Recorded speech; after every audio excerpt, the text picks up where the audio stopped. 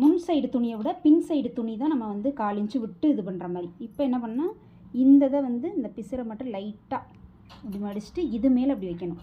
இதை வந்து நீங்கள் ஷர்ட்டுக்கு அடிக்கலாம் இந்த தையல். அது போக லுங்கி இருக்கு இல்லையா, அதுக்கு அடிக்கிறோம்ல டபுள் ஸ்டிச் வர மாதிரி. ஏன்னு கேட்டால் இப்போ உங்களுக்கு லுங்கிலாம் பார்த்துக்கிட்டிங்கன்னா 2 பக்கத்தில் எந்த பக்கத்துலனாலும் அவங்க மாற்றி போட்டுக்கலாம். ஏன்னா அதில் வந்து நல்ல பக்கம் கெட்ட பக்கம் கண்டுபிடிக்கிறது தேவையில்லை. மித்த நீங்கள் ஷர்ட்டாக இருந்தால் ஒரு தையல் வர்றது வந்து வெளியில் வர மாதிரி இருக்கணும், இந்த 2 தையல் வர்றது உள்ளே போகிற மாதிரி. லைனிங்கில் தைக்கிற மாதிரி இருக்கும் போது என்ன பண்ணால் இந்த மாதிரி 2 துணி வச்சுக்கிறோம். ஒன்று நல்ல துணியாக வச்சுக்கணும், ஒன்று வந்து லைனிங் துணியாக வச்சுக்கிறோம். வச்சுட்டு இதில் ஃபஸ்ட்டு நீங்கள் வெறுமனே தையல் மட்டும் போட்டு வைக்கணும். அதாவது இதோட நடுவில் எங்கே முடியுதோ அது வரைய. இதுதான் முக்கியமானது ப்ளவுஸில். இந்த மாதிரி இது பண்ணிவிட்டு அப்படியே வெளியில் எடுத்துடணும். இந்த மாதிரி எடுத்துகிட்டு நல்லா அப்படி இது பண்ணிவிட்டு இது 2ஐயும் சேர்த்து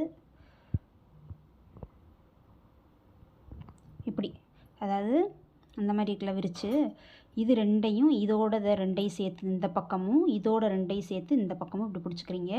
பிடிச்சிட்டு 2ஐயும் ஒன்று மேலே ஒன்று வந்து படுக்க வைக்கிறோம். இந்த மாதிரி பண்ணிவிட்டு நீங்கள் எங்கே வரைஞ்சிருப்பீங்களோ அது தெரியுதா, அந்த இடத்துக்கிட்ட நேராக எந்த துணி விலகக்கூடாது, கரெக்டாக அப்படி வச்சு கரெக்டாக அது வரையும் அப்படி அடிக்கிறோம்.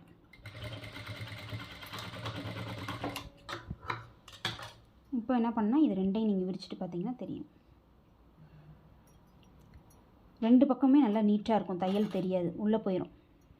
இதே போல் தான் இந்த சைடு அடிக்கும் போது என்ன பண்ணால் இது ஃபஸ்ட்டு டாட்டு, அடுத்து இந்த செகண்ட் டாட். இது இப்போ இது நீங்கள் எந்தளவோ அதோடு வச்சுட்டு இப்படியே எடுத்துடணும். ஊசிக்கு வெளியில் துணி எடுத்துடணும். எடுத்துகிட்டு என்ன பண்ணால் இது 2ஐயும் என்ன பண்ணணும்னா அதே போல் தான் இந்த துணி ஒன்றா அப்படி பிடிச்சிக்கிறீங்க. பிடிச்சிட்டு இதையும் ஒன்று மேலே ஒன்றா படுக்க வைக்கணும். அதையெல்லாம் நீங்கள் எந்த அளவு தைச்சிருக்கீங்களோ அந்தளவு தெரியும் நமக்கு. அந்தளவில் இப்படியே அடித்து எடுத்துடணும். எதுவுமே ஆனால் விலகிடக்கூடாது. துணி விலகுச்சுன்னா நம்ம அதெல்லாம் பிரித்து தைக்கிறது ரொம்ப கஷ்டமான ஒரு வேலை. அதனால தான் யாரும் இதை எடுத்துக்கிற மாட்டோம். அடுத்து அதே போல் இந்த 2 பக்கம் வந்துருச்சா ஃபினிஷிங் நீட்டாக. அதே போல் இந்த பக்கம் பண்ணும்போது இது 2ஐயும் விலகாமல் கரெக்டாக அப்படி வச்சுக்கிறீங்க. வரைஞ்சிருக்க அளவுலையே இப்படியே வைக்கணும். திரும்ப என்ன பண்ணால் ஊசிக்கு வெளியே எடுத்துடணும். இது வந்து தச்சு கட்டுறதுக்காக கொசன்னு தைக்கிறோம். மற்றபடி வந்து நம்ம பெரிய துணியை தைக்கும்போது நீட்டாக வரும். பழகிறவங்க எப்பயுமே சாம்பிளில் தான் தைச்சு பார்க்கணும். இப்போது இப்போ இதில் இப்படியே தைச்சிடணும், அவ்வளோதான் இதோட வேலை. இப்போ இதை வந்து இப்படி விரித்து வைக்கும் போது என்ன ஆகும்னா இந்த பக்கமும் என்ன ஆகும், இந்த பக்கமும் அதோட இது தெரியாது, ஸ்டிச் பண்ணது அந்த துணியோட இது தெரியாது, உள்ளேயும் வெளியில் 2 பக்கம்.